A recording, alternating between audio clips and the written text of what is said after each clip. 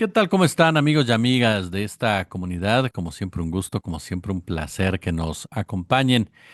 El tema que no es nuevo, porque no es nuevo, pero estalló con mayor fuerza, al menos mediáticamente, el fin de semana, en torno a la figura de este señor Bermúdez Requena, quien fuera secretario de Seguridad de Adán Augusto y cuando este Adán Augusto era gobernador de Tabasco, y señalado también pues de ser nada más ni nada menos que líder de la barredora en dicha entidad, enfocado en el tema del huachicoleo. Javier May, gobernador del estado de Tabasco, fue enfático, dijo que van a ir detrás de todos los exfuncionarios que tengan algún vínculo con esta acción y que es momento de que las fiscalías se pongan a trabajar en ese sentido. Se habla ya del Interpol. José Ramiro López Obrador, secretario de Gobierno de Tabasco, señala que va a salir que está empezando a salir todo lo podrido en materia política ya en Tabasco. Y mientras tanto el Estado, pues ha habido momentos muy difíciles, muy álgidos en materia de violencia. Voy a platicar precisamente sobre este tema con mi querido Pablo Ferri, a quien saludo con muchísimo gusto. Pablo, ¿cómo estás? ¿Qué tal, Jesús? Buenas. Como siempre, un gusto, hermano. Oye, pues a ver, de entrada, lo primero que te preguntaría es, ¿cuál es el primer vistazo, el primer análisis que le haces a este tema en donde se involucra este tema del huachicol, Adán Augusto, su secretario de Seguridad, la barredora? Ustedes en el país, tú mismo has llevado a cabo investigaciones fundamentales en el tema del narcotráfico. ¿En dónde ubicamos este tema, oye?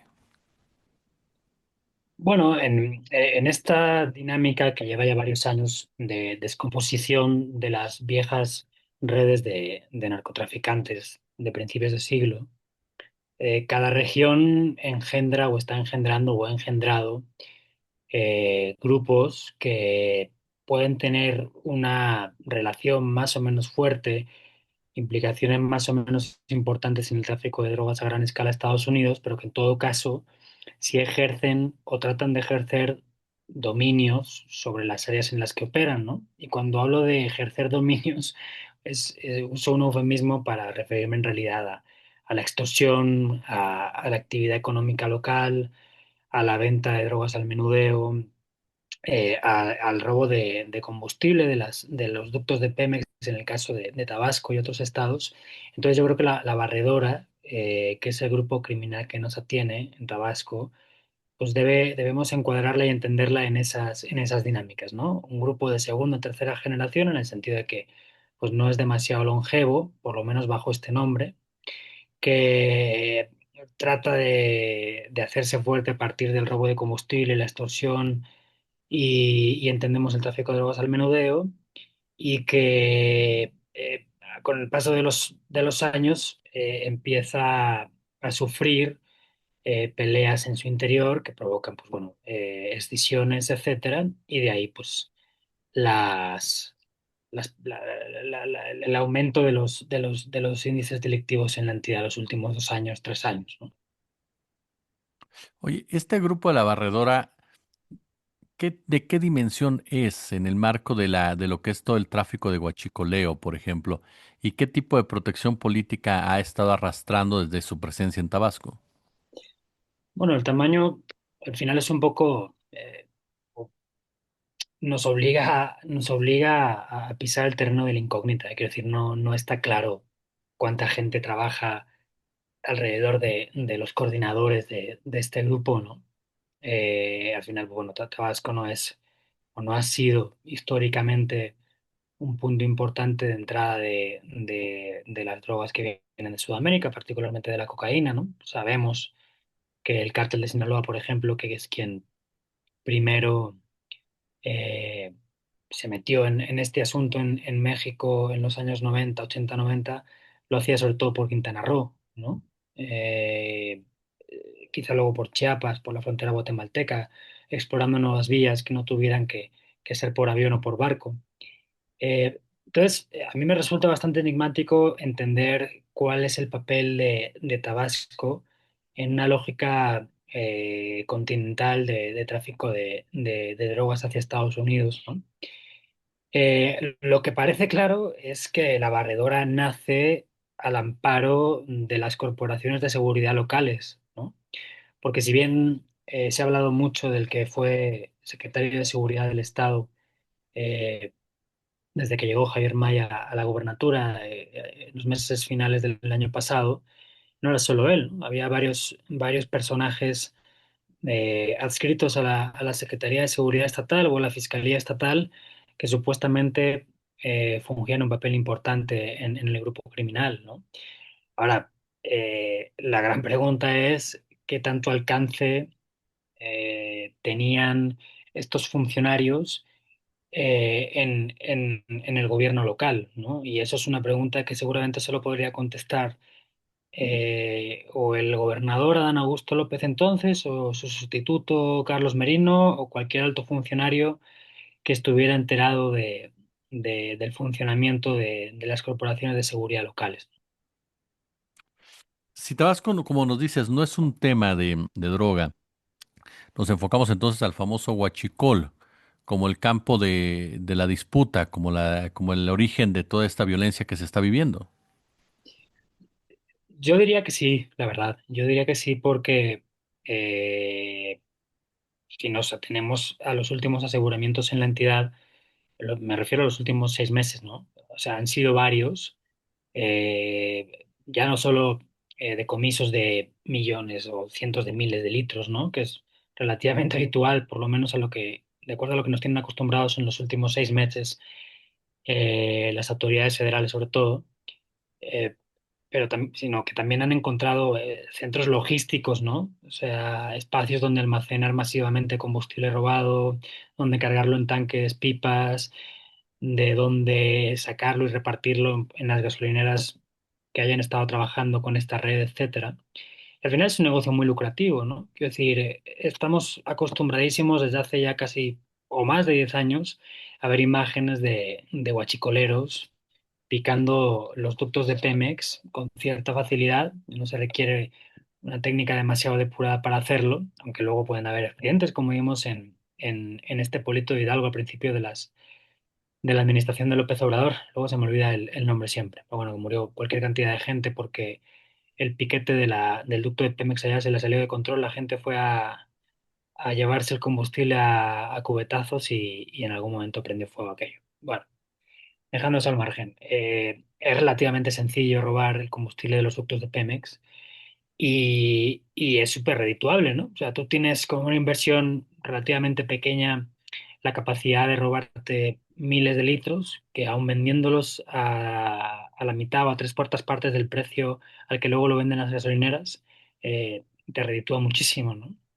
Y además te evitas todas estas logísticas que se necesitan para traer la cocaína desde Colombia, Bolivia, Perú, para traer los precursores químicos necesarios para la producción de la metanfetamina, la instalación de laboratorios para hacerlo, lo mismo con el fentanilo. Entonces, es básicamente abrir la llave y chupar el combustible y luego venderlo, ¿no?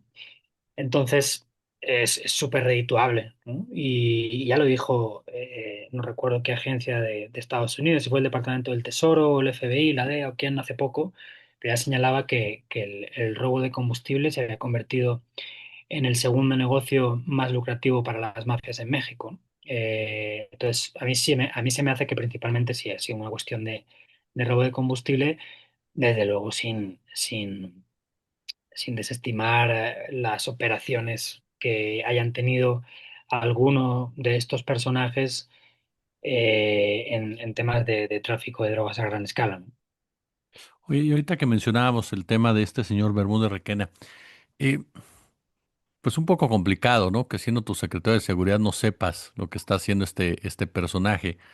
Y a lo que voy, Habría que preguntarle a Calderón, ¿no? es ese fenómeno, ¿no? O sea, Calderón decía que García Luna tampoco tenía ni idea de lo que estaba haciendo.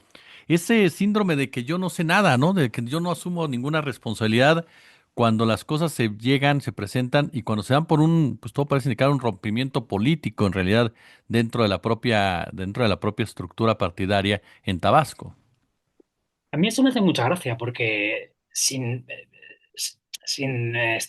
descartar que eso sea posible, es más, es bastante posible que toda esta historia responda al menos parcialmente a algún interés al interior de Morena o de sus socios de perjudicar a Dan Augusto López. Me llama la atención que eso al final se convierta casi casi a veces por lo menos internamente, ¿no?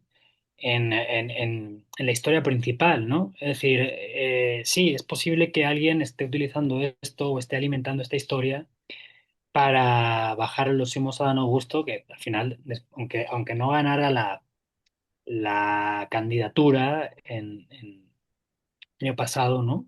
En la disputa que tenía con Monreal, con Sheinbaum, con Ebrard, etcétera, pues quedó bastante bien parado, le dieron la coordinación de Morena en la Cámara, en el Senado y tal, y yo diría que está bastante bien colocado, ¿no? Para el presente y para el futuro. Y entonces me llama la atención que esa pueda ser la lectura desde dentro, ¿no? Es decir, preguntarse quién le está tratando de golpear y por qué. Yo no digo que no sea importante e interesante esa lectura, pero lo que estamos viendo me parece bastante más grave que el origen del golpeteo que pueda estar alimentando total o parcialmente esta historia, ¿no? ¿Por qué? Pues porque es como dejarnos o dejar de lado para mí el hilo argumental principal, y es que un señor que ha acaparado una cantidad de poder extraordinario en México en los últimos 5 años, que ya tenía un poder importante en el sureste porque era gobernador del estado, tuviera a 3 pasos suyos, metafóricamente hablando, a un señor que no es que estuviera coludido con un grupo de criminales, es que estaba liderándolos, ¿no? Entonces, a mí me parece extraordinario y luego la presidenta decía esta mañana también que no, que en principio no se le iba a investigar. Y digo, pero ¿por qué no se le va a investigar? O sea, ¿por qué de primeras no se le va a investigar? O sea, pues no sé si lo habrá dicho alguna vez, pero no me extrañaría que Sheinbaum o alguno de sus colaboradores o su propio antecesor en el cargo, el presidente López Obrador, hubiera pedido que se investigara al presidente Calderón por haber tenido bajo su ala a un colaborador del cártel de Sinaloa, ¿no? Como Genaro García Luna. O en el caso de Edgar Beitia. O sea, todo el mundo sabe que Beitia no colaboraba con el crimen organizado, era el crimen organizado en Nayarit durante los años de Roberto Sandoval allá como gobernador. Y Roberto Sandoval también ha sido encausado en una buena cantidad de procesos, ¿no? Entonces, ¿por qué en el caso de Adán Augusto López no? ¿Porque es muy poderoso? Bueno, pues ok, si es por eso, vale. Podemos estar de acuerdo o no, y podemos, a partir de eso, asumir el tipo de país en el que vivimos, pero o sea, no parece del todo lógico y razonable, ¿no? A mí no me lo parece, por lo menos.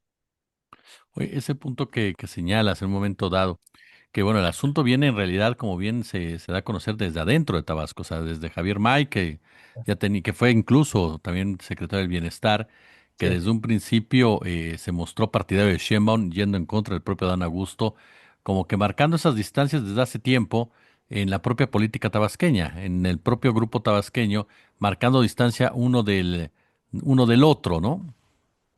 Sí, sí, sí, ¿no? Y desde luego, o sea, lecturas políticas hay muchas y especulaciones el doble, ¿no? Es decir, desde luego esto podría leerse como un intento de colaboradores de la presidenta, con el conocimiento de ella o no, de desestabilizar la trayectoria política de una persona que podría llegar a convertirse en un contrapoder al interior del partido, ¿no? O sea, no olvidemos que una de las grandes líneas narrativas de este primer año de la legislatura, mejor dicho, de la presidencia de Sheinbaum, son las aparentes tiranteces entre sus dos cabecillas en el Congreso, tanto Ricardo Monreal en la Cámara de Diputados como Dan Augusto López en el Senado, a acatar las directrices que venían desde Palacio Nacional a rajatabla, ¿no? O sea, hubo de convocarse un periodo extraordinario para que el Congreso le aprobara a Sheinbaum las leyes en materia de seguridad, desaparición, etcétera,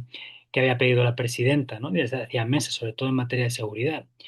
Estas resistencias tenían que ver con algún tipo de cálculo político por parte de Monreal o Adán Augusto. Pues puede ser, no lo sabemos en realidad en el fondo.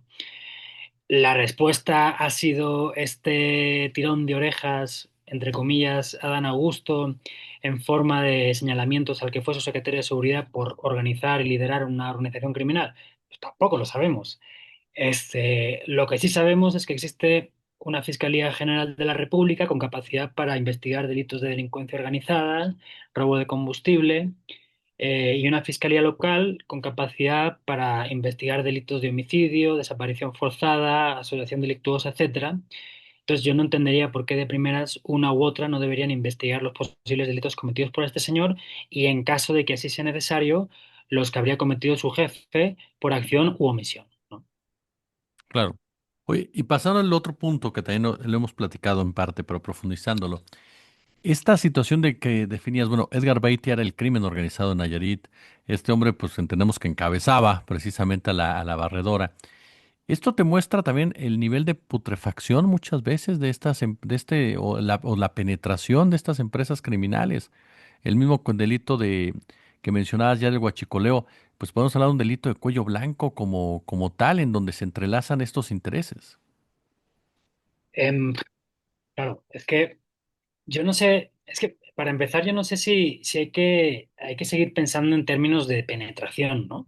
Porque luego, a la luz de estos escándalos, y hablo en plural porque pues, mencionaba García Luna, Beitia, podríamos añadir el caso de José Luis Abarca en Iguala, en el contexto del caso de Ayotzinapa y otros delitos anteriores. O sea, al final estamos hablando de que el crimen trata de penetrar la institucionalidad o estamos hablando de una colusión desde el germen de la institución, de la constitución de una institución, ¿no? En el caso de la llegada de un grupo político a una región o a un municipio. Yo creo que en realidad estamos hablando de esto segundo, ¿no? Es decir, el caso, por ejemplo, agarremos el caso Ayotzinapa, que más o menos me lo sé.